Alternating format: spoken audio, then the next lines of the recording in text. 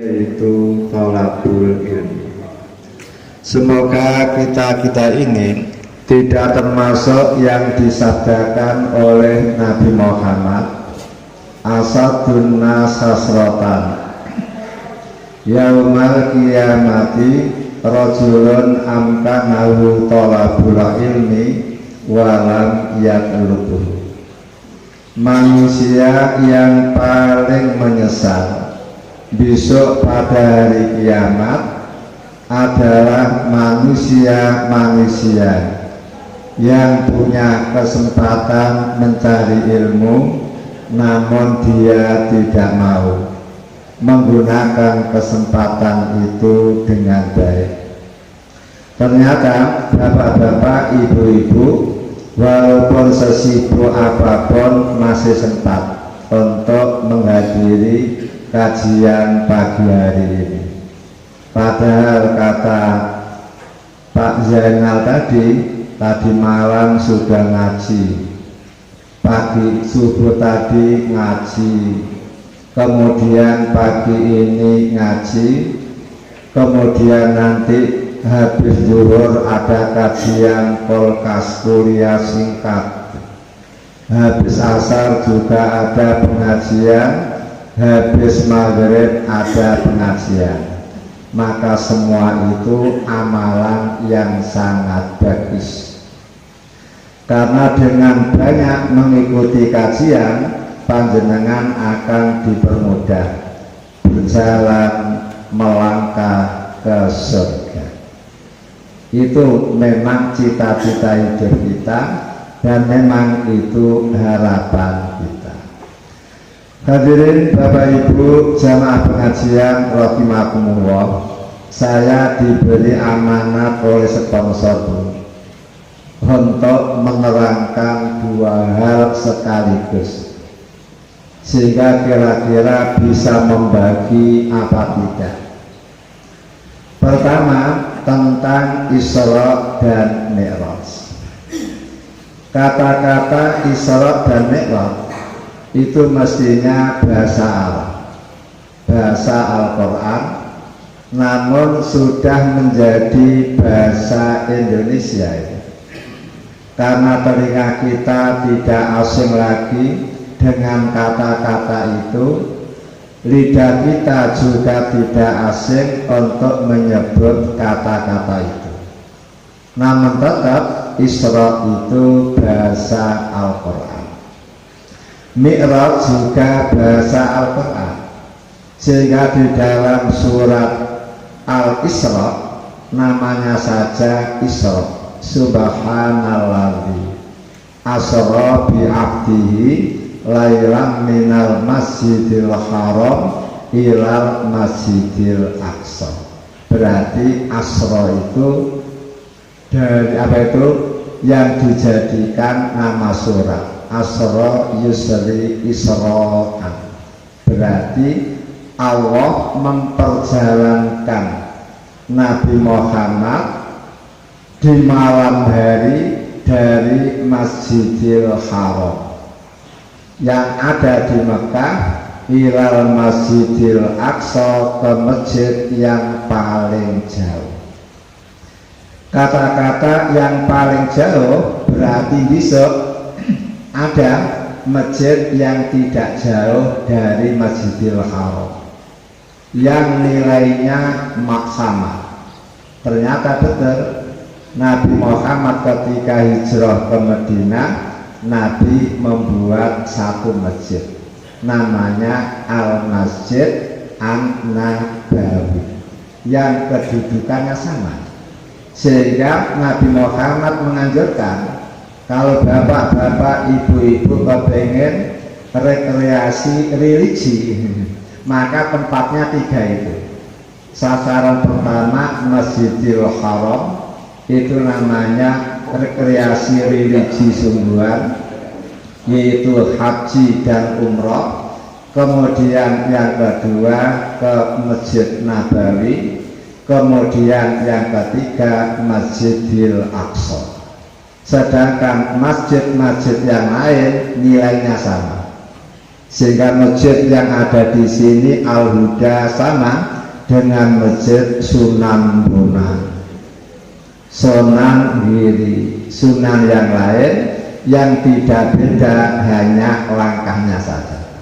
Semakin jauh kaki kita melangkah, berarti nilai pahalanya semakin tinggi. Itu kalau betul-betul melangkahnya untuk niat ibadah. Namun keberkahan masjid hanya 3 itu: Masjidil Haram, Masjid Nabawi, dan Masjidil Aqsa. Sehingga Nabi Muhammad mengatakan, siapa yang sholat di Masjidil Haram 1 kali saja, berarti nilainya lebih baik daripada sholat di Masjid Al-Huda Kebrawan 100.000 kali. Sama ya? 100.000 kali. Sehingga umpama panjenengan berhasil sholat tahajud sekali saja di Masjidil Haram, seolah-olah panjenengan diberi tambahan umur oleh Allah 274 tahun kurang titik. Tiap malam tahajud selama 274 tahun, itu masih kalah dengan sekali tahajud di Masjidil Haram. Makanya rugi kalau ada orang Islam kok belum pernah berkunjung ke Masjidil Haram, karena itu merupakan rekreasi religi yang sejati. Kemudian Nabi Muhammad mengatakan, siapa yang sholat sekali saja di Masjid Nabawi, maka nilainya lebih baik daripada sholat di Masjid Al-Huda Kebrawan 1000 kali. 1000 kali dakwah ya? Masjid dakwah Masjid dakwah apa ya? Ya, tadi ada Al-Huda, saya sebut Al-Huda nggak salah. Masjid dakwah 1000 kali. Kemudian siapa yang sholat di Masjidil Aqsa 1 kali, maka nilainya lebih baik daripada sholat di Masjid Ad-Dakwah 500 kali. Bayangkan, itulah namanya apa? Keberkahan 3 masjid itu. Sehingga Masjidil Haram yang membangun, ada yang mengatakan Nabi Adam, kemudian hancur karena banjir tofan pada zaman Nabi Nuh, kemudian Nabi Ibrahim yarfa'u, meninggikan lagi Pak, karena hancur tinggal pondasi-pondasinya, lalu Nabi Ibrahim yang meninggikan. Kemudian kalau Masjid Aqsa yang membangun Nabi Sulaiman, Nabi Dawud yang memberi ide untuk pembangunan, Nabi Yakub yang memberi tanda di sini besok ada masjid, karena di sini adalah pancel lurus dengan pintu-pintu langit. Karena ketika Nabi Yakub kecil, Nabi Yakub ikut pamannya dalam perjalanan, dia tidur, lalu tahu malaikat bauannya turun dari langit, kemudian naik lagi. Begitu Nabi Yakub bangun, Masya Allah dia terkenang. Akhirnya tempat itu dikasih batu, kemudian dikasih cat. Besok kalau dewasa, tempat itu akan dibanguni masjid. Namun belum berhasil, sudah meninggal dunia. Itu ceritanya. Itulah yang dimaksud Mi'raj. Kemudian makna Mi'raj itu artinya apa? Alat untuk naik. Mi'rajun, alat naik. Kalau jamaknya ma'arij, berarti sekarang seperti eskalator, sehingga Nabi Muhammad tidak usah repot-repot cukup berdiri di tempat Nabi Muhammad sudah terangkat sendiri dari Masjidil Aqsa, tembus langit yang pertama, tembus langit yang ketujuh, kemudian naik lagi ke Sidratul Muntaha. Sidra itu artinya pohon dara. Namun jangan dibayangkan seperti pohon daranya kebrawan, banyak durinya, buahnya kecut gitu. Kalau sidrah di sana adalah terdiri dari mutiara karena untuk keindahan.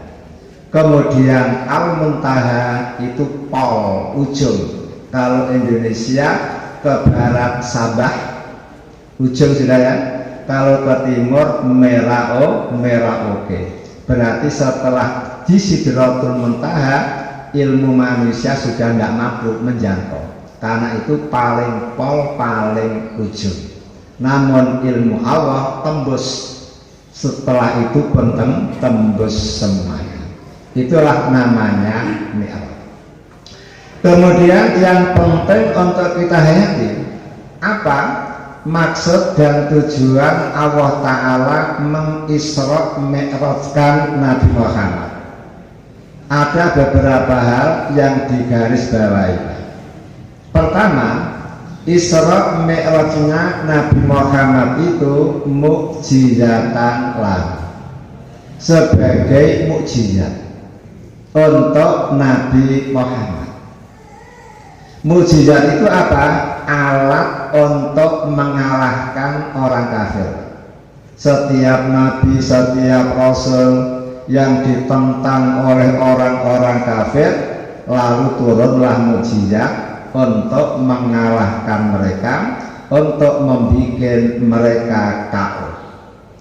Sehingga semua nabi dikasih mukjizat, semua rasul dikasih mukjizat.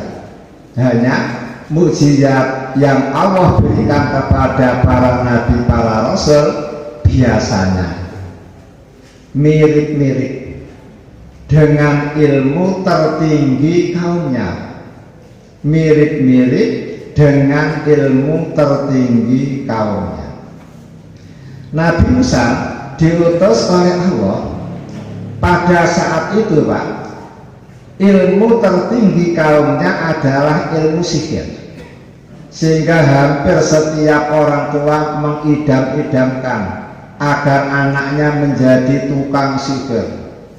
Kalau sudah menjadi tukang sihir, nanti akan diangkat oleh Fir'aun menjadi pegawainya, menjadi pendukungnya. Karena kuatnya Raja Fir'aun itu gara-gara didukung oleh tukang-tukang sihir.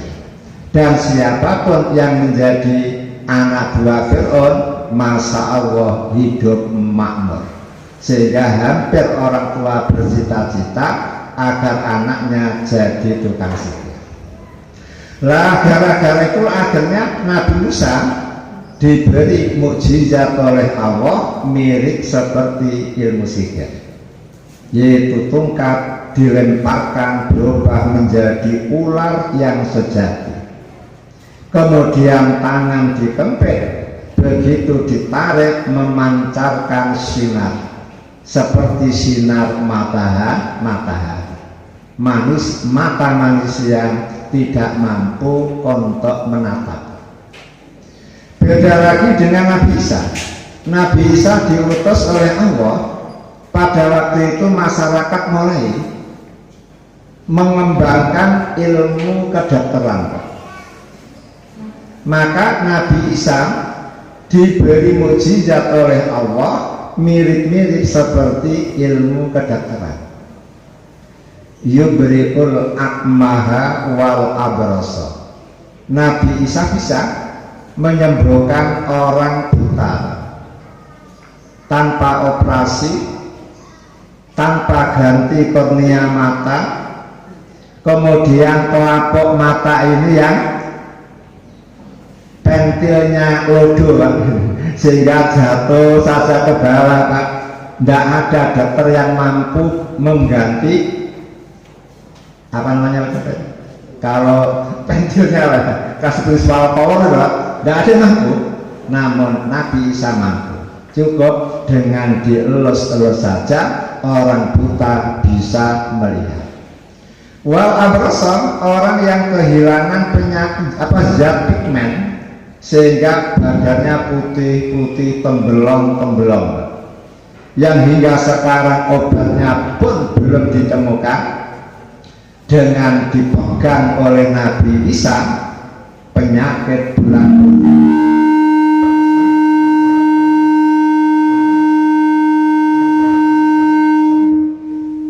seperti itu. Bahkan Nabi Isa bisa menghidupkan orang mati. Waktu iyil mauta, mauta itu isim jamak, mufradnya mayitun satu mayit, mayitani dua mayit, mauta beberapa mayit. Berarti Nabi Isa membuktikan bisa menghidupkan beberapa mayit. Pertama, yang ada di dalam kubur dibuka kuburnya, dibangunkan, bangun. Kemudian yang kedua, anaknya kepala desa. Kemudian yang ketiga, anaknya bujanda. Ada seorang janda punya anak laki-laki satu, Pak. Sebagai tulang punggungnya, lah kok meninggal dunia. Masa Allah, susahnya, sedihnya luar biasa. Akhirnya Nabi Isa datang, cukup dipanggil-panggil langsung hidup kembali. Seperti itu. Berarti mirip-mirip seperti ilmu kedokteran. Lah beda lagi dengan Nabi Muhammad. Nabi Muhammad diutus oleh Allah yang ilmu umatnya yang tertinggi apa? Penjelajahan ruang angkasa, ilmu kedirgantaraan, sehingga Amerika mampu meluncurkan Apollo-nya ke rembulan ketika panjenengan masih kecil ya. Iya. Namun sekarang belum mampu meluncurkan Apollo-nya ke matahari. Padahal matahari dengan kita jaraknya hanya 150 juta kilo. Padahal kalau panjenengan kepengen jalan-jalan ke matahari itu hanya butuh waktu 8 menit. Kalau kendaraannya barpun, burukun, kilat. Apa kilat? Tiap 1 detik tek itu mampu menempuh jarak 300.000 kilo. Tek 300.000 kilo kali 1 menit kali 8 menit itu sudah sampai ke matahari. Bayangkan. Nah, Bapak iya, Bapak PP hanya butuh waktu 16 menit. Nyatanya hingga sekarang Amerika belum mampu mengidakkan kakinya ke matahari, belum ke bintang Siro yang dulu disembah oleh bangsa Arab. Nabi Muhammad meluncur, rembulan dilewati, matahari dilewati, bintang Siro dilewati, bintang yang cahayanya hingga sekarang belum tembus ke bumi dilewati. Sampai langit pertama diterobos, langit kedua diterobos, langit ketujuh diterobos, sampai ke Sidratul Muntaha. Ini kalau tidak mukjizat tidak bisa. Dengan demikian maka panjenengan paham, karena ini merupakan mukjizat, maka Isra Mi'rajnya Nabi Muhammad itu jasadan wa ruhan, ya fisiknya ya rohnya. Jangan ngomong Nabi Muhammad Isra Mi'raj itu hanya rohnya. Lah kalau rohnya jenengan pun sering mimpi melayang-layang, berarti bukan lagi mukjizat. Walaupun secara ilmiah Nabi Muhammad wafat. Karena apa? Orang itu semakin tinggi maka akan kehabisan oksigen. Sehingga pesawat terbang itu tidak akan boleh terbang kalau tidak membawa oksigen buatan. Karena kalau sudah terbang di atas 35.000 kaki dari permukaan laut, Pak, maka sudah mengalami kekurangan oksigen. Sehingga penumpang begini, susah nafas. Begitu oksigen buatan disemprotkan, akhirnya dada menjadi lega lagi. Itu makanya mereka tidak percaya kalau itu merupakan Isra Mi'raj Nabi jasadan wa ruhan. Namun kita percaya. Itulah makanya saya katakan Isra Mi'raj itu merupakan mukjizat. Karena mukjizat sampai hari kiamat tidak akan bisa dikalahkan. Walaupun sekarang zaman teknologi canggih, Cina sudah bisa membuat matahari buatan, Pak, ya? Dan sekarang masih berupaya sungguh-sungguh untuk menghidupkan orang yang mati, Pak. Niru Nabi Isa itu. Sehingga banyak tajribah, Pak, ya, percobaan-percobaan mayat-mayat itu semuanya diberi alat-alat namun belum berhasil. Nabi Isa cukup dipanggil saja langsung hidup. Itu namanya mukjizat. Maka Isra Mi'raj itu pun tidak akan bisa ditandingi oleh siapapun. Kemudian yang kedua, Isra Mi'raj Nabi Muhammad merupakan tasliyatan lalu, hiburan. Allah sengaja menghibur Nabi Muhammad. Mengapa Nabi Muhammad perlu dihibur? Iya, karena tahun itu Nabi Muhammad mengalami amul huzni, tahun berbelasungkawa. Mengapa sedih? Karena Abu Thalib backing Nabi Muhammad tentang keamanan. Mestinya Nabi Muhammad sudah mati duluan. Hanya gara-gara Abu Thalib pamannya yang melindungi, orang-orang kafir Mekah tidak berani menyentuh Nabi Muhammad. Paling-paling ngolok-ngolok lewat medsos. Hanya saja ngolok-ngolok, tapi tidak berani membunuh karena ada Abu Thalib. Kemudian setelah Abu Thalib wafat, Masya Allah brutal orang kafir itu. Tidak lama Nyai Khadijah juga wafat.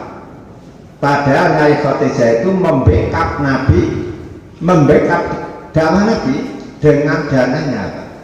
Sejak Nabi Muhammad terputus menjadi Nabi dan Rasul, Nabi Muhammad dipensiunkan dini. Tidak usah kerja, Nyai Khadijah saja yang membiayai dakwah. Sehingga roti yang ada di Tanjung itu ya Nyai Khadijah yang membiayai itu. Semuanya dibiayai oleh Nyai Khadijah. Sehingga Nabi Muhammad mengatakan, seandainya aku kawin dengan perempuan berawon, gagal jadi nabi. Lah gara-gara saya kawin dengan Nyai Khadijah, alhamdulillah berhasil jadi nabi. Itu omongan sendiri. Seandainya aku tidak kawin dengan Nyai Khadijah, koyok-koyok gagal jadi nabi. Karena perjuangan Nyai Khadijah di dalam membela nabi luar biasa. Pernah Nabi Muhammad itu mau dieksekusi, Pak, di dekat Ka'bah. Semua orang sudah kumpul, Nabi sudah disarik sana tarik sini, mau ditikam. Nyai Khadijah dengan gagah perkasanya, Pak, perkak nantang semua yang ada di situ. Akhirnya mereka mundur. Coba perempuan sini ada yang berani nantang jamaah laki-laki, Pak. Nyai Khadijah berani. Itulah hebatnya. Nah kok meninggal dunia? Masya Allah, berarti Nabi kehilangan dua. Kehilangan pelindung keamanan, kehilangan sumber dana perjuangan. Dan gara-gara kematian dua orang ini, Nabi Muhammad semakin berat menghadapi gangguan-gangguan dari orang kafir Mekah. Sampai secara diam-diam Nabi Muhammad hijrah ke Taif. agar tidak diketahui oleh siapapun, dia mengajak anak angkatnya yang bernama Zaid bin Harisah pergi ke Taif. Mekah Taif itu 60 mil, berarti sekitar 90 kilo. Setelah jalan sampai di sana, lah kok ketika berdakwah door to door, tidak ada yang mau menerima. Bahkan pas genap hari ke-10, lah kok bos-bos yang didatangi oleh Nabi Muhammad sudah menyebar. Preman-preman bayaran, Pak, cetekan untuk memukuli Nabi, untuk mengusir Nabi, untuk melempari Nabi. Mereka ya senang, Pak, dikasih per orang 100.000, Pak, hanya untuk mengusir Nabi Muhammad. Akhirnya mereka sudah siap di tepi-tepi jalan. Begitu Nabi Muhammad diobrak, langsung mereka serentak melempari Nabi Muhammad sampai kakinya berdarah-darah. Zaid membela, malah kepalanya bocor. Langsung dikejar. Nabi Muhammad bersembunyi, lari 4 mil. 4 mil itu berarti 6 kilo. Setelah bersembunyi di pohon, di kebun, mereka kehilangan jejak. Kemudian tidak lama Nabi Muhammad kedatangan penjaga kebun, lalu memberi hadiah sedompol pohon anggur. Nabi mengatakan Bismillah, dimakan. Penjaga kebun terkejut. Loh, kamu mengucapkan apa? Bismillah. Loh, orang Arab tidak ada yang kenal Bismillah. Kata Nabi, lah kamu dari mana itu? Nawi. Oh, berarti kamu ini dulurnya Nabi Yunus. Ya. Akhirnya dia satu-satunya orang Taif yang masuk Islam, budak yang bernama Adas. Makanya tempat dialog dia dengan Nabi Muhammad sekarang dibangunnya apa, Pak? Masjid Adas. Silahkan jenengan jalan-jalan, kalau umroh jalan-jalan ke Taif, mampir Masjid Adas. Setelah Nabi Muhammad agak sehat, Nabi Muhammad meneruskan perjalanan pulang, lalu dempok lagi di kaki gunung. Kemudian Nabi Muhammad sendepel, malaikat Jibril turun. Kemudian siapa? Malaikat penjaga gunung turun menawari jasad. Nabi tidak mau. Karena apa? Nabi punya pemikiran, yang tua-tua tidak mau menerima dakwah saya tidak apa-apa, muka-muka saja dari tulang punggung mereka lahir generasi yang mau beriman kepada Allah. Nah, inilah yang harus diteladahi, Pak. Dakwah itu jangka panjang. Kalau yang sepuh-sepuh tidak mau menerima tidak apa-apa, ben mati. Muka-muka saja anak cucunya bisa menerima Islam. Ternyata betul. Dan dilalah ketika Nabi bersandar, Pak, tempat sandaran Nabi itu membentuk sikut Nabi, Pak. Ada bekasnya. Hingga sekarang gara-gara itulah akhirnya apa?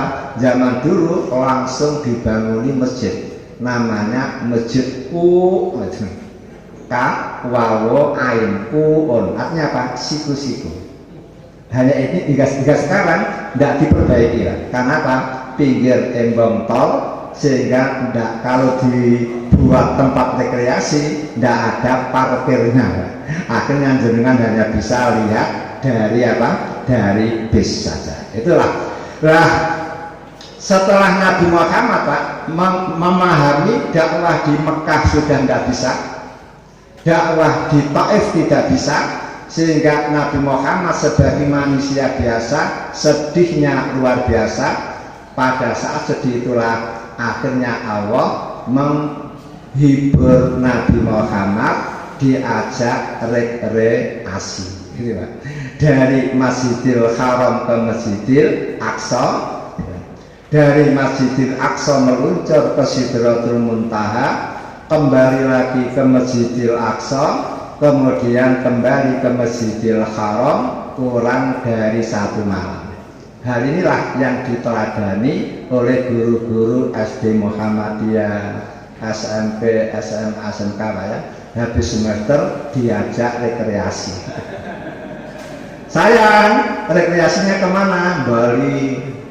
Padahal di sana kan bahaya Pak, banyak sumurnya itu. Bahaya Pak ya. Mestinya Pak rekreasi itu ya ke pesantren-pesantren itu Pak. Itu religi sungguhan gitu. Nah kalau ke tempat-tempat maksiat, naudzubillah min dzalik. Sama dengan Nabi Muhammad diajak rekreasi kemana Pak?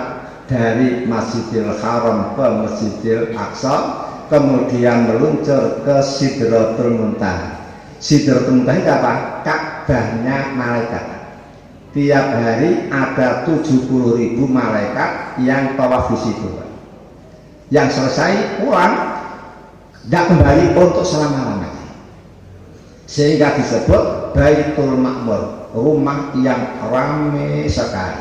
Karena tiap hari malaikat yang masuk ke situ 70.000, keluar 70.000. Kalau jenengan punya masjid jangan dikasih nama Baitul Ma'mur.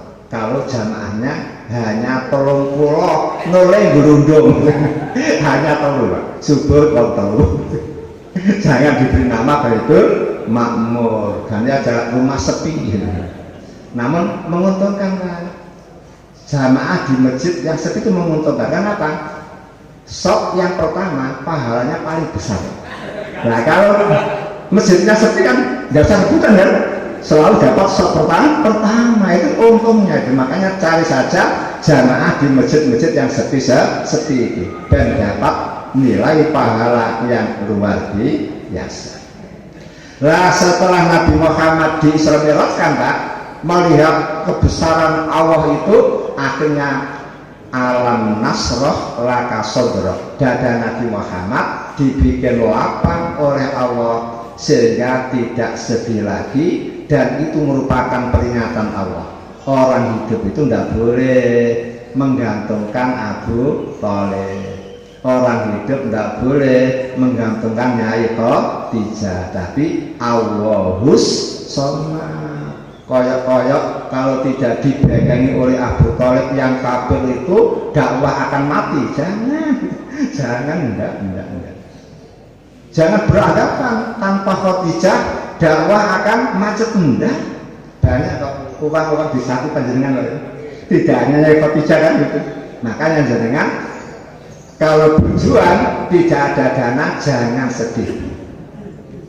Kalau malah bersandar kepada bos-bos itu, jenengan akan dibikin kayak Nabi, menggantungkan Abu Thalib, menggantungkan Khadijah, kedua-duanya dibikin mati agar Nabi sadar bahwa hidup jangan itu yang digantungkan, Allah, Allahus Shomad.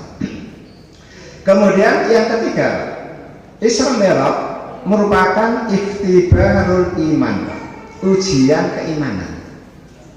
Sehingga ketika terjadi Isra Mi'raj itu jenengan diuji oleh Allah, percaya apa tidak? Percaya apa tidak? Kan begitu. Sedangkan kekuatan pandang manusia itu ada tiga ya. Kekuatan pandang manusia ada tiga. Pertama, memandang sesuatu dengan mata telanjang. Kalau melihat sesuatu dengan mata telanjang, maka terbatas, dekat kelihatan, jauh remang-remang, jauh lagi tidak kelihatan.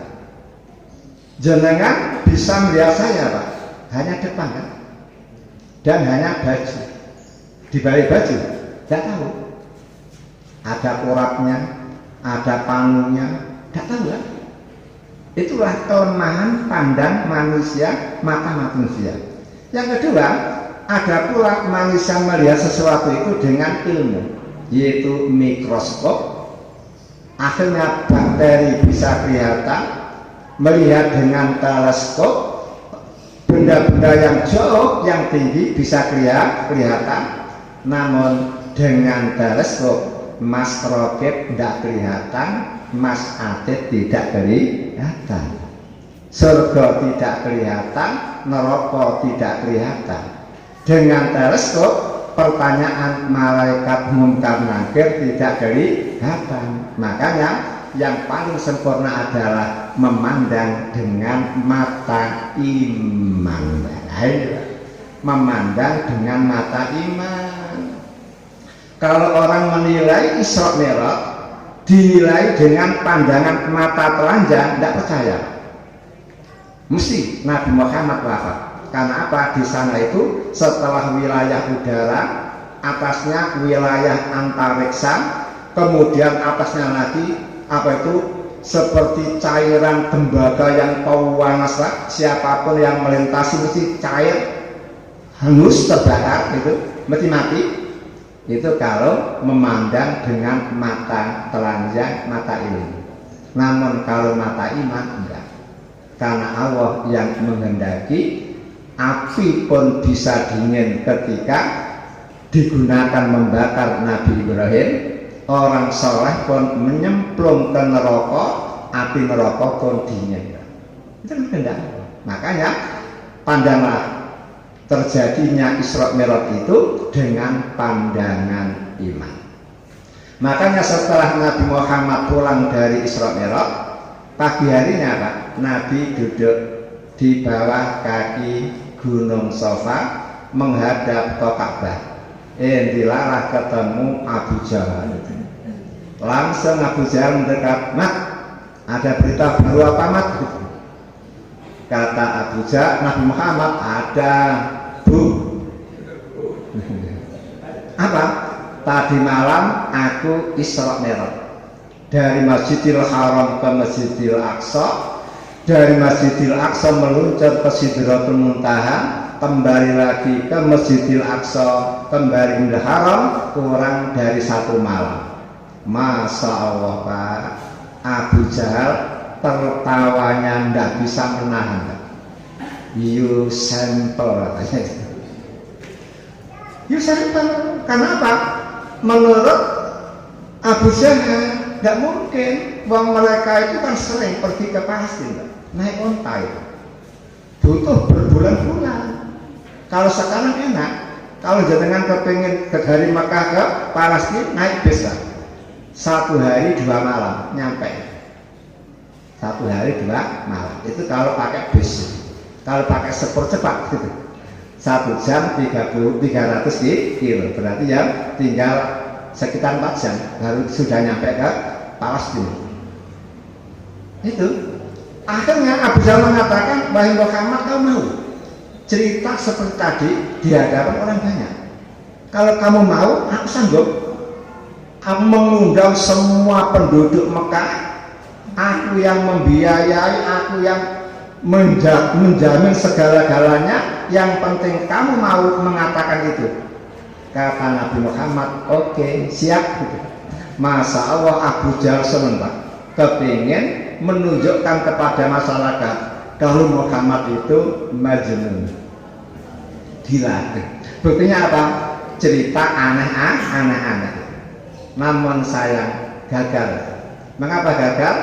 Baru berusaha membuat undangan lagi, berusaha pesan roti kepada Pak Zainal. Lah kok ketemu Abu Bakar. Kemudian Abu Jahal ngomong, "Kang, kamu percaya apa? Nabi Muhammad katanya tadi malam Isra Mi'raj dari Masjid Haram ke Masjid Aqsa, meluncur ke Sidratul Muntaha, kembali lagi kurang dari 1 malam." Abu Bakar ngomong, "Apa Nabi Muhammad ngomong begitu?" "Iya." "Kalau Nabi Muhammad ngomong begitu, aman tuh, aku percaya." Sudah, Abu Jahal deket-deket, astagfirullah, gaya saya. Astaga, gitu. Kamu ini sampel, ngomong tidak pakai otak. Kata Bakar, tidak pakai otak, pakai iman. Kalau Nabi yang ngomong, aku percaya. Gara-gara itu akhirnya apa? Abu Bakar dapat julukan As-Siddiq. Abu Bakar As-Siddiq, Aisyah As-Siddiqah. Maryam As-Siddiqah, Muhammad Al-Amin. Ini kan Al-Amin ya. Ya, tonggo jenengan Muhammad Al-Amin gitu. Itu kan juga. Akhirnya gagal. Nah itu bukti bahwa memandang itu karena tiga itu. Ada pandangan pakai mata telanjang, pandangan pakai mata ilmu, pandangan pakai mata iman. Dengan pandangan mata iman kita percaya ada Mas Roke, ada Mas Adit yang selalu meliputi jenengan. Hanya buktinya apa? Mas Roke itu malaikat. Coba seandainya manusia, jenengan ketika mandi dituang, dijeblek lagi. Tapi karena malaikat aman. Layak sunawah ma'amarom wa yaf'aluna ma yu'mar. Itu hebatnya malaikat. Berarti apa? Isra Mi'raj merupakan ujian keimanan. Kemudian yang berikutnya apa? Isra Mi'raj itu menunjukkan betapa pentingnya kewajiban salat. Ahamiyatu fardhis shalah. Pentingnya kewajiban salat. Bayangkan perintah haji Jibril yang turun, perintah zakat Jibril yang turun, kemudian perintah apapun Jibril yang turun menyampaikan. Namun perintah salat lah kok Jibril turun mengajak Nabi Muhammad naik ke sana bertemu sendiri dengan Allah. Lah ketika bertemu dengan Allah di Sidratul Muntaha, Nabi Muhammad pulang dengan membawa 3 oleh-oleh. Oleh-oleh pertama apa? Kewajiban salat. Kemudian oleh-oleh yang kedua 2 ayat terakhir di surat Baqarah, Amanah Rasul dan La Yukalifu. Kemudian oleh-oleh yang ketiga apa? Sabda Nabi, wahai Muhammad, kata Allah, man mata min ummatika la yusyriku bi syai'a dakhala jannah. Siapapun umatmu yang mati tidak melakukan kesyirikan, maka pasti melebu surga. Nah, berarti apa? Jenengan harus betul-betul menghindari kesyirikan. Bisa Pak Bu ya? Bisa? Iya. Tenang Bu ya. Jenengan tadi kesini ikhlas apa tidak? Bagus, berarti nggak syirik. Kalau teriak syirik, termasuk apa? Syirik asli itu susah. Makanya jenengan harus selalu berupaya. Nah, setelah panjenengan tahu bahwa sholat itu merupakan kewajiban yang betul-betul istimewa, akhirnya Nabi Muhammad mengatakan as-sholatu imaduddin. Sholat itu tiang agama. Yang kedua, tidak ada amal-amal ibadah yang bila ditinggalkan menyebabkan orang jadi kafir kecuali salat. Orang Islam tidak puasa Ramadan tanpa uzur, dia tetap dianggap sebagai orang Islam, namun dosa. Orang Islam sudah mampu haji namun tidak haji, dia tetap dianggap sebagai orang Islam namun dosa.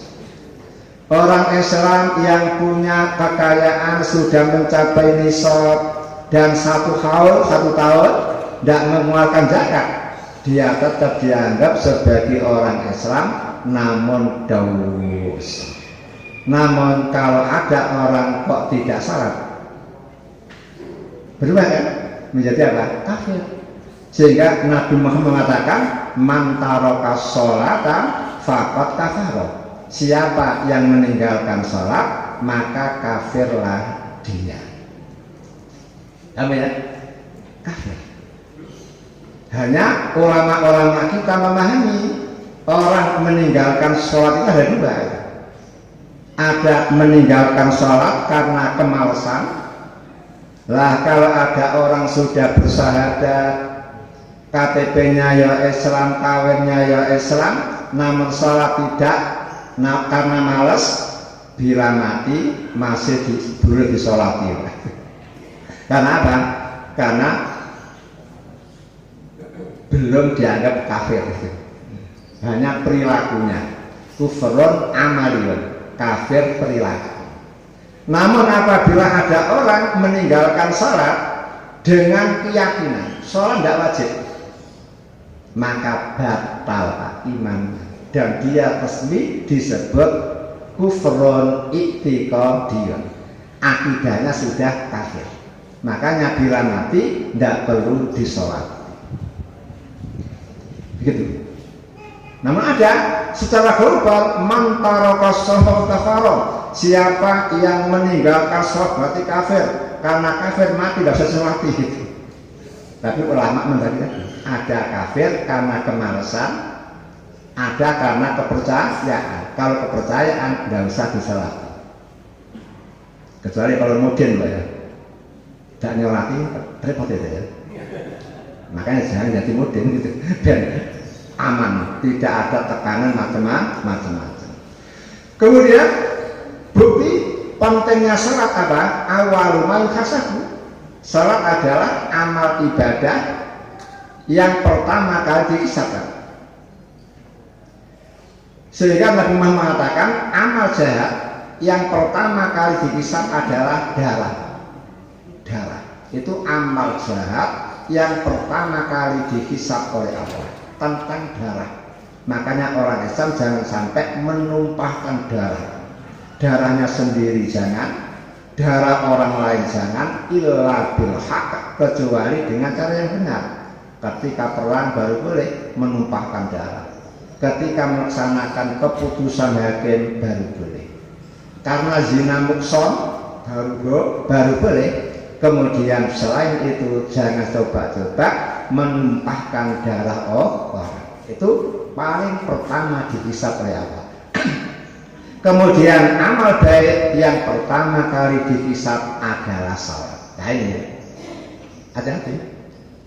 Jenengan mulai balik hingga sekarang kira-kira ada enggak salat wajib yang jenengan tinggalkan? Kemudian pernah enggak kalau bagi jenengan yang tidak pernah meninggalkan sholat wajib, kira-kira sholat panjenengan itu diterima oleh Allah apa tidak? Karena pakaian panjenengan kena najis itu, atau wudhu panjenengan tidak sempurna. Nah, makanya di dalam hadis dijelaskan ada manusia, kata Nabi, ketika amal sholatnya dihisab oleh Allah, mulai dari balik sampai dia wafat, mestinya amal sholat wajibnya itu taruhlah 5.000, ternyata hanya 4.800, berarti bolongnya 200. Begini ini Allah ngomong, hei malaikat, coba cari, barangkali orang ini punya tabungan sholat sunnah, cari. Kalau ketemu bawa ke sini. Akhirnya malaikat tak ngecek lah. Di BRI dicek, di BCA dicek, di BNI dicek, di BTN ya dicek lah. BXI dicek. Ternyata ditemukan lah, amal sholat sunnah dia. Kemudian setelah ditemukan, disetorkan kepada Allah, lalu digunakan untuk memenuhi lubang-lubang sholat wajib yang pernah ditinggalkan atau yang tidak diterima. Setelah penuh baru diterima. Setelah diterima maka semua amal baik yang lain pun diterima. Namun apabila tabungan sholat sunnah tidak ada, sementara jatah sholat wajibnya kurang, maka dia ditinggal. Allah akan meriksa orang lain. Sudah antri berjam-jam, ternyata ditinggal begitu saja ya. Jangan siap berdiri 50 tahunan loh itu. Terpautnya 50 tahun. Orang Islam yang fakir-fakir sudah masuk ke surga 50 tahun, orang Islam yang sugih-sugih belum masuk surga. Mengapa? Karena menyelesaikan NPWP-nya. Lah, kalau panjenengan sholat jenengan diperiksa ternyata kurang dan tidak ada tabungan sholat sunnah, jenengan akan terlambat. walaupun tetap pada akhirnya masuk surga kan, namun tenang tak. Makanya Ramadan sudah dekat kan, nah usahakan tambal sholat wajib panjenengan yang kosong-kosong itu dengan memperbanyak sholat sunnah, wabil khusus di bulan Ramadan. Kalau di bulan Ramadan saja panjenengan tidak sempat memperbanyak sholat sunnah, lalu kapan jenengan sempatnya melakukan sholat sunnah, kan begitu kan? Inilah hal-hal yang berkaitan dengan Isra Mi'raj. Kemudian poin yang kedua tentang Syahrul Ramadan yang sebentar lagi akan datang. Lebih-lebih maklumatnya sudah disampaikan kepada panjenengan. Berarti tanggal 23 Maret kita sudah kedatangan tamu mulia, yaitu bulan Ramadan.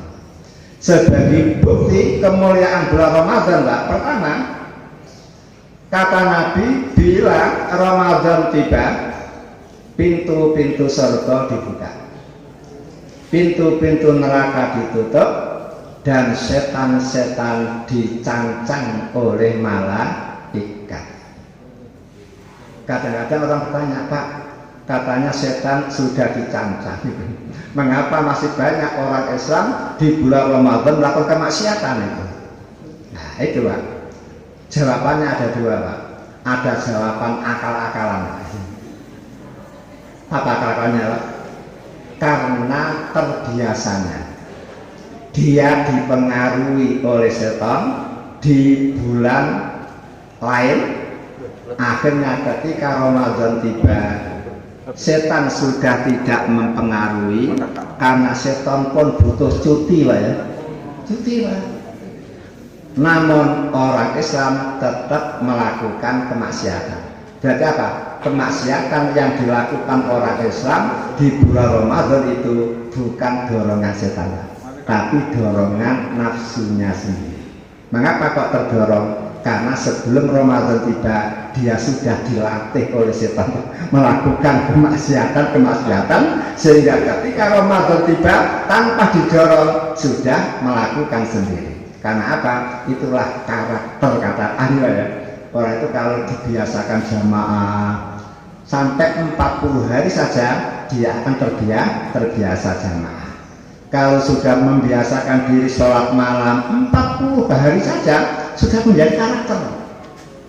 Maka setannya begitu. Itu alasan pertama, Pak. Alasan yang kedua, menurut hadis, Pak, ternyata setan-setan yang diikat oleh malaikat itu salatiluhum, Pak.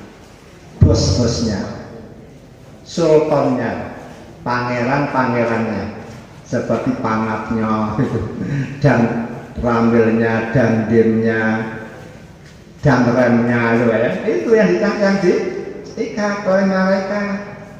Lalu balok ini kelihatan, sehingga tetap menggoda. Makanya kalian tetap harus hati-hati. Kemudian apa arti pintu surga dibuka, pintu neraka ditutup? Ini bisa hakiki, bisa majazi. Buktinya apa? Coba orang Islam kalau jangan perhatikan, di tiap bulan Ramadan rata-rata semangat ibadahnya tinggi, ya tadi, jamaahnya tinggi, mesti itu ramai terus, duhanya mesti dikerjakan, sedekahnya mesti banyak. Itu bukti terpengaruh oleh terbukanya pintu surga, terpengaruh oleh apa? Tertutupnya pintu neraka. Sehingga ketika Ramadan dijak koncone, yuk jalan-jalan, yuk kemana? Kendoli, moh poso-poso. Kemana? Guyangan, moh poso-poso. Itu terpengaruh oleh apa? Tertutupnya pintu neraka. Ya, itu keutamaan pertama. Kemudian keutamaan yang kedua, ternyata bulan Ramadan itu bulan yang dipilih oleh Allah sebagai bulan turunnya kitab-kitab Allah yang unggul-unggul itu. Pertama, Taurat turun di bulan Ramadan. Kedua, Injil turun di bulan Ramadan. ketiga Zabur turun di bulan Ramadan, kemudian keempat suhufu Ibrahim, suhufnya Nabi Ibrahim juga turun di bulan Ramadan, kemudian Al-Quran juga turun di bulan Ramadan. Tahu ya? Itu yang membuat bulan Ramadan menjadi istimewa, karena tempat turunnya kitab-kitab takwa.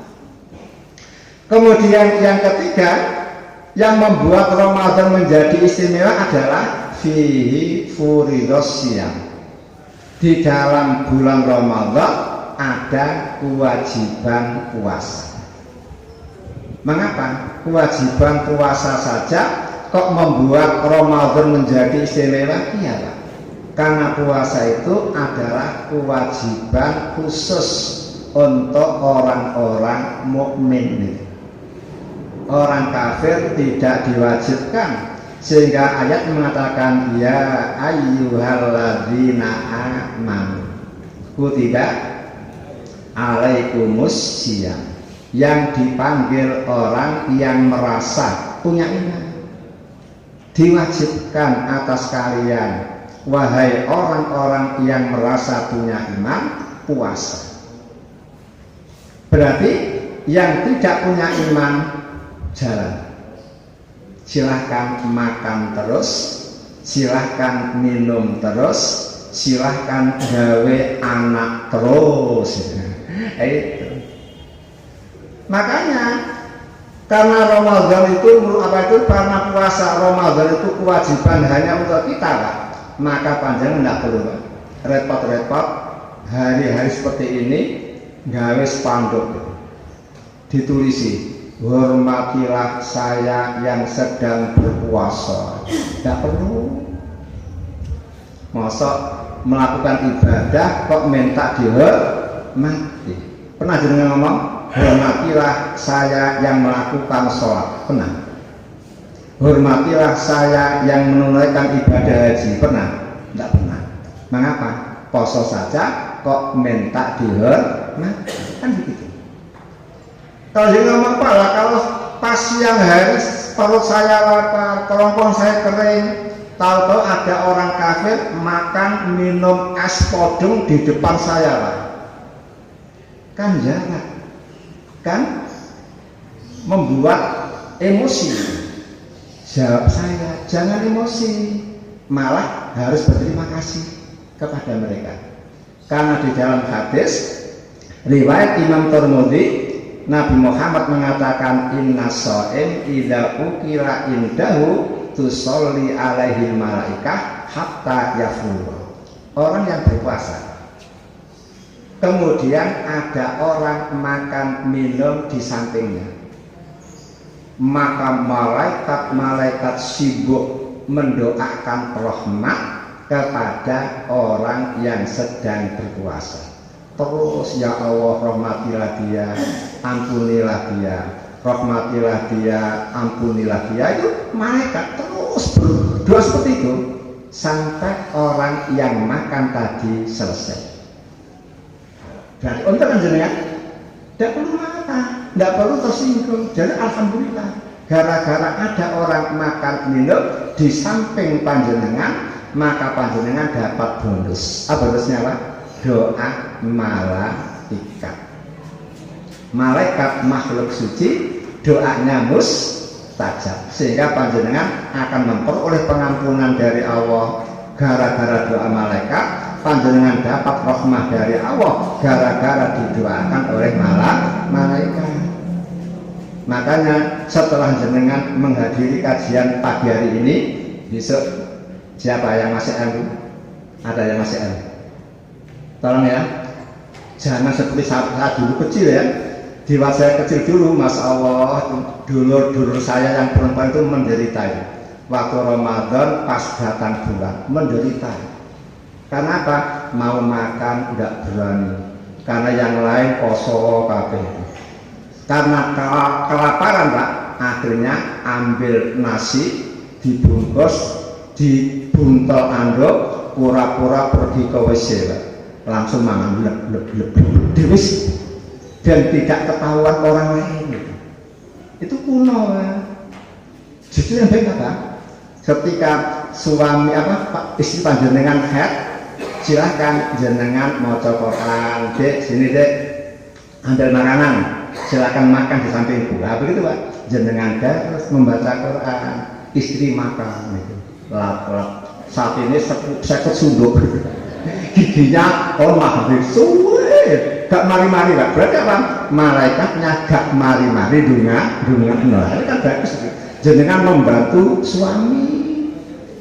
Setelah jenengan selesai makan, panggil anak kecil, dulangi di sisi suami, kan begitu.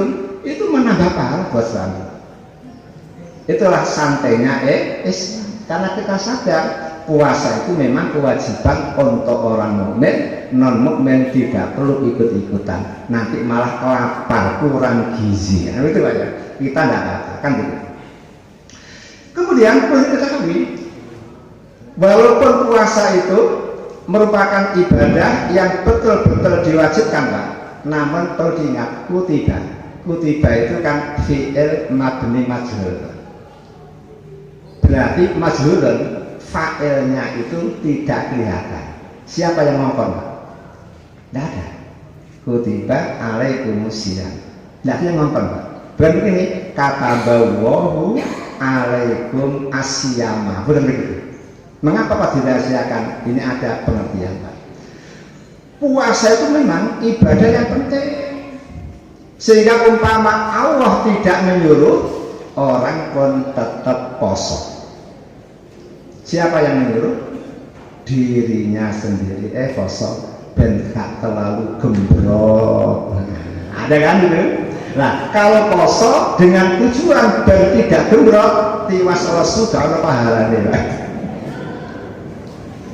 Kemudian kalau tidak disuruh diri sendiri, yakin disuruh dokter, Bu, kolesterol panjenengan terlalu tinggi, Bu, panjenengan perlu diet, Bu. Nah, ya, dokter yang menyuruh. Karena dokter yang menyuruh, jenengan hanya dapat sehat toh, tidak dapat pahala. Atau kepala suku yang menyuruh, kan begitu kan? Ini menunjukkan bahwa betapa pentingnya ibadah puasa. Sampai pelaku yang menyuruh dirahasiakan karena makhluk mesti poso. Jangankan manusia, hewan saja poso. Tahu Pak, yang poso? Pitik Pak, ayam itu poso Pak. Setiap mengingkari puasa. Mengapa puasa? Dan fisiknya panas. Karena panas berarti apa? Nanti 21 hari telur sudah netas. Kalau bebek mentok 27 hari netes. Karena apa? Poso. Berarti hewan saja poso. Maksud jenengan gak poso. Kan begitu ya? Makanya sebagai orang mukmin harus poso, karena puasa itu apa? Ibadah yang luar biasa, ajruhu ghairu muhaddad, pahalanya tidak ada batas. Beda dengan salat ya. Sendirian 1 derajat, 1 bagu, 1 karung. Jamaah 27 karung. Mengapa kok karung ya Pak? Karena ada takbir pahala sendiri, tahmid pahala sendiri kan, Fatihah pahala sendiri kan. Nah kalau hanya 1 derajat dan 1 tok, jangan ngomong wah gak usah sholat lah, cukup subhanallah 20, gak ada 20, awal bar 20. Makanya katakan 1 derajat apa sama dengan 1 karung yang isinya macam-macam. Jamaah 27, sedekah 1000 menjadi 700.000. Wallah yudhaifu liman yasha. Namun poso tidak ada terangan poso itu. Jadi untuk aku kata Allah, wa ana asjibi, dan akulah yang akan membalas. Makanya orang poso itu ada 3. Ada poso, tidak ada pahala. Karena ketika poso dia masih ikut kuliah lagi. Di mana itu? Di acara ngelabang, acara hok, acara apa lagi Pak? Di TV itu? Ya itu kan? Itu berarti apa? Garai posonya tidak ada nilai pahala, bahkan kadang-kadang bisa total. Yang kedua, hanya menggugurkan kewajiban tapi tidak ada pahala, kemudian ada yang gugur kewajibannya dan dapat pahala dan pahalanya luar biasa, dirahasiakan. Enak mana Pak? Ditentukan pahalanya dan tidak. Ya jawabannya lihat pegawai negeri Pak. Ya, negeri tiap bulan yang 4 juta yang 4 juta terus sehingga belum bagi-bagi amplop wis ngerti, oh paling-paling 4 juta kan dulu ya. Akhirnya apa? Orang yang punya potensi meningkatkan kinerjanya nggak mau Pak. Mereka apa? Ganduron saya sungguh-sungguh ya 4 juta, santai ya 4 juta, akhirnya pegawai itu rata-rata Pak. Makanya beda dengan sholat Pak. Makanya apa kosan? Coba kalau Allah yang menilai kan lain gitu. Hari bisa jenengan bandingkan, ada seorang lulusan arsitek Pak. Anyaran itu dia daftar ke proyek itu, diterima oleh bosnya. Kemudian dia ngomong, Pak tiap bulan saya digaji berapa? Dah, nggak usah tanya gaji, kerja saja dulu. Nanti saya yang akan menentukan. Oke, ternyata 1 bulan, Masya Allah bagusnya luar biasa kerjanya. Dikasih gaji 20, iserin 20. Bulan berikutnya semakin meningkat Pak kerjanya itu, dikasih gaji salasin 30 juta. Bulan keempat lebih meningkat Pak kerjanya itu, akhirnya arba'in dikasih 40 juta. Bulan kelima santai Pak, santai. Akhirnya akhir bulan digaji Pak berapa? 10 juta. Bulan berikutnya malah nemen Pak, akhirnya surat PHK melayang Pak. Sekarang enak mana itu? Ayo Pak. Dulu ya. Makanya ketika bulan Ramadan usahakan Pak, aktivitas panjenengan nelaba, kumpul-kumpul dengan orang atau buka-buka HP yang tidak dengar harus dihentikan, poso. Poso nggak ingat pintu neraka ditutup, maka jenengan buka sendiri kan gitu kan. Maka na'udzubillah min dzalik.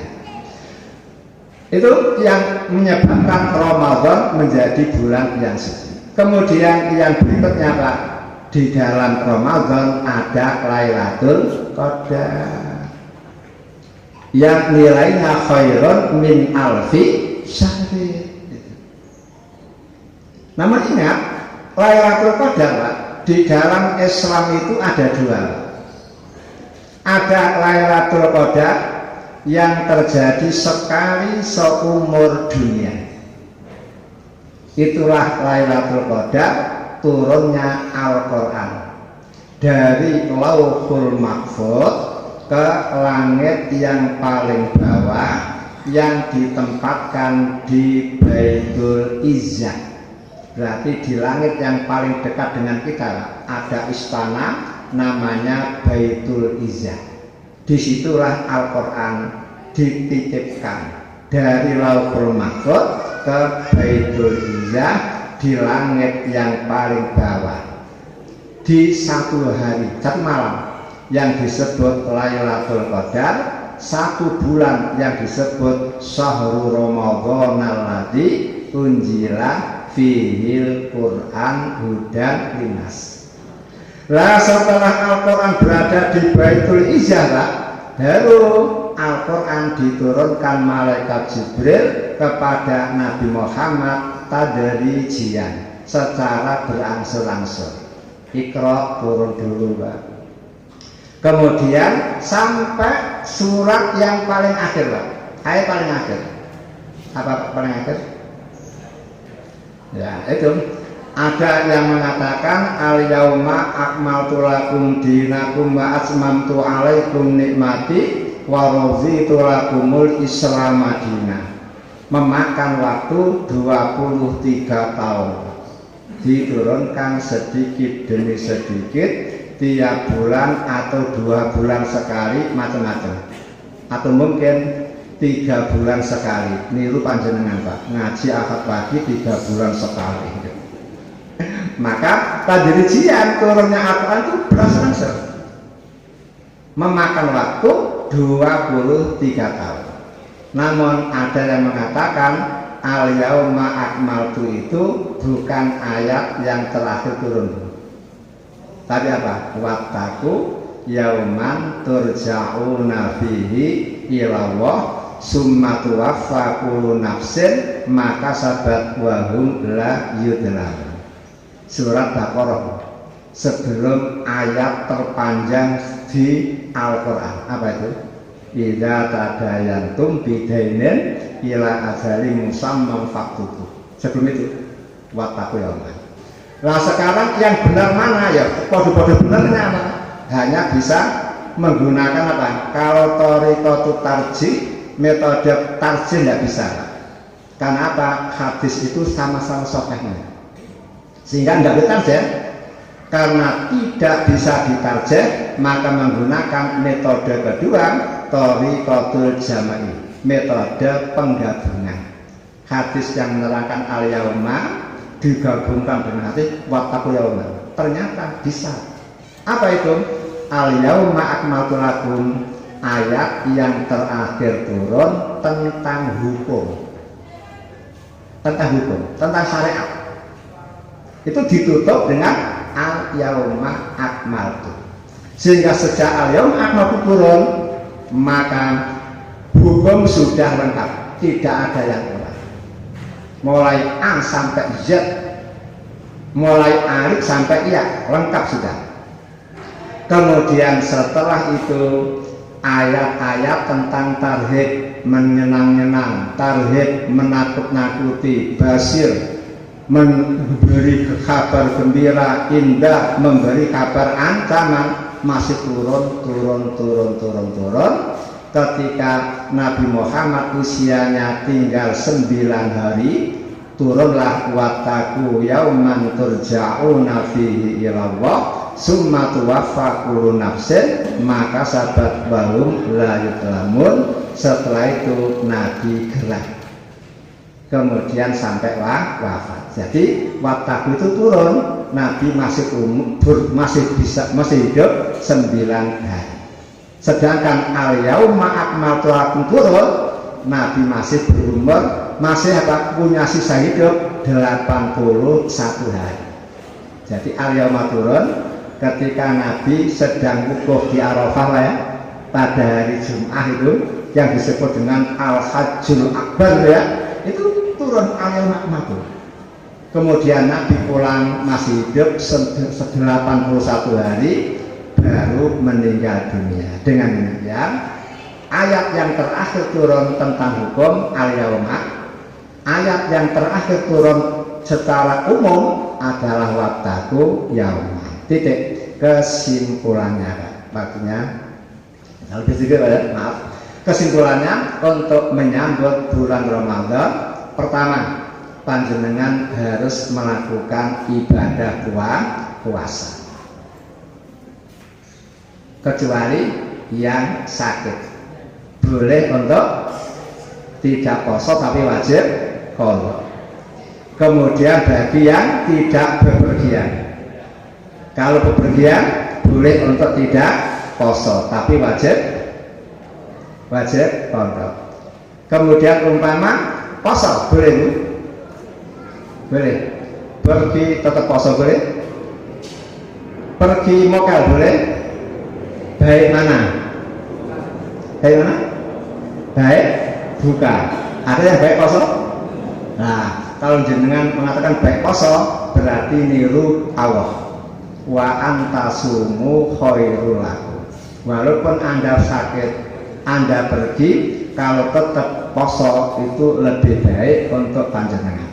Kalau jenengan tadi jawab lebih baik mokal, niru Nabi kan? Niru Nabi. Karena Nabi pernah ngomong, laisa minal birri as-saumu fis safar. Tidak termasuk perbuatan baik poso di waktu bepergian. Jadi kalau jangan melancar kok poso Pak, gak api gitu. Itu kata Nabi. Lah, Pak kok aneh? Al-Quran mengatakan poso lebih baik, Nabi mengatakan bukan lebih baik. Berarti kan tanakut. kontradiksi. Jawabannya tidak tuh. Memang bepergian itu ada dua. Ada bepergian yang memberatkan orang sehingga membuat orang poso loyo. Maka kalau loyo harus mokel.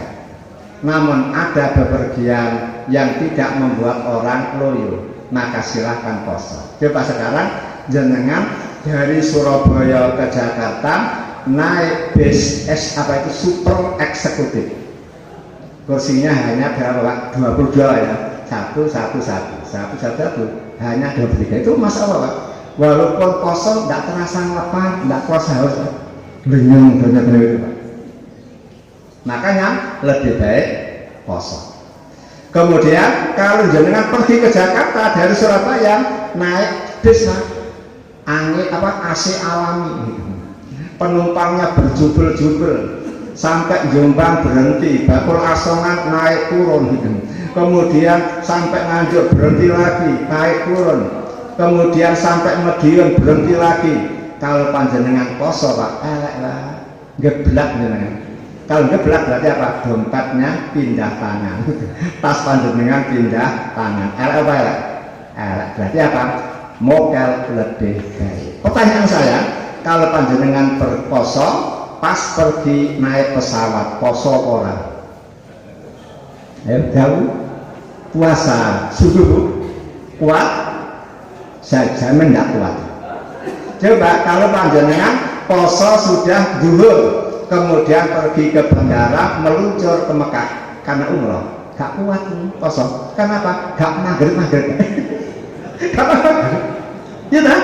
Karena terpaut 4 jam gak maghrib gitu kan, akhirnya kelaparan. Makanya naik pesawat pun harus hitung-hitung gitu. Pergi kemana? Ke barat berarti mokel. Nah, kalau ke Australia timur gak mokel. Kenapa? Se-Indonesia saja ada wita kan? Tahu 2 jam kan? Maka kalau pergi ke arah timur poso saja. Karena pas sebentar lagi maghrib. Itulah liku-likunya gitu ya. Kemudian isi Ramadan dengan qiyamul lail tadi manfaatnya Pak ya. Untuk apa? Barangkali selama mulai dari balik hingga wafat sholat wajib dengan ada yang berubah-ubah kan, tutupi dengan qiyamul Ramadan itu terawih. Kemudian yang ketiga tadarus, minimal khatam 1 kali. Karena Nabi Muhammad itu rutin Pak, tiap Ramadan harus dengan malaikat Jibril. Nabi membaca, Jibril menyemak sampai tamat. Jibril membaca, Nabi menyemak sampai tamat. Kecuali di tahun terakhir, Nabi sudah selesai khatam 1 kali, Jibril turun lagi, ngejak harus lagi sampai 2 kali khatam, lalu mati. Nah, saya punya teman Pak, dia baru poso 15 hari sudah khatam sekali, tapi dia sudah cuti gitu. Nah, mengapa tidak tambah? Mau mati. Nabi Muhammad khatam ping itu langsung mati. Nah, itu guyonan Pak ya. Nah, kan jenengan boleh niru seperti Abu Utsman tiap malam khatam sekali. Pagi hari dia mengumpulkan pundi-pundi emas, malam hari mengumpulkan pundi-pundi pahala di waktu Ramadan, sehingga 1 bulan Ramadan khatam mesti ping 30. Beda dengan Imam Syafi'i. Imam Syafi'i tiap Ramadan khatam 60 kali. Jenengan berapa katanya? Namun ingat ya, tadarus apa maksudnya? Tadi apa? Bacaan plus, tidak sekedar maca lalalala, tapi apa? Habis dibaca ayatnya, dibaca terjemah. Nah, itu namanya tadarus. Sehingga jenengan tidak perlu berusaha khatam pisakat, tapi baca tadarus, yaitu lafadznya dibaca, terjemahan dibaca, karena panjenengan orang Tebraon, bukan orang Arab. Kalau orang Arab mau copok sudah paham. Sama dengan apa? Panjenengan membaca radar Surabaya, tinggal mau copok apa ya? Makanya untuk jenengan tidak perlu banyak-banyakan, yang perlu apa? Baca itunya. Kemudian nomor berikutnya, jangan lupa cari Lailatul Qadar karena khairun min alfi syahrin. Kemudian kalau bisa Pak, tambah 1. Apa itu? Umroh. Karena Nabi Muhammad mengatakan al umratu fi Ramadan kahijatin ma'i. Umroh di bulan Ramadan nilainya sama dengan haji bersama Nabi. Awalnya itu. Silakan. Data-data program 26 hari atau full satu bulan Ramadan, silakan. Itu mumpung ada kesempatan. Kalau haji terlalu lama kan, kalau umroh sekarang bisa berangkat. Kemudian yang paling akhir kasratul doa, memperbanyak doa. Kenapa? Coba lihat kutiba alaikum ayamam ma'dudah, kemudian ukhilalakum, kemudian apa? Wa idza sa'alaka ibadi anni fa inni qarib. Itu satu ayat disisipkan oleh Allah di tengah-tengah ayat tentang poso. Bayangkan, apa artinya itu? Menunjukkan di waktu Ramadan, di waktu poso, jangan lupa berdoa. Itu pesannya begitu. Perbanyak doa. Kenapa? Doa musoim itu sangat mustajab. Kemudian berdoa di bulan Ramadan sangat mustajab. Berdoa di Lailatul Qadar sangat mustajab. Maka silakan perbanyak doa. Sekian kurang lebihnya mohon maaf. Assalamualaikum warahmatullahi wabarakatuh.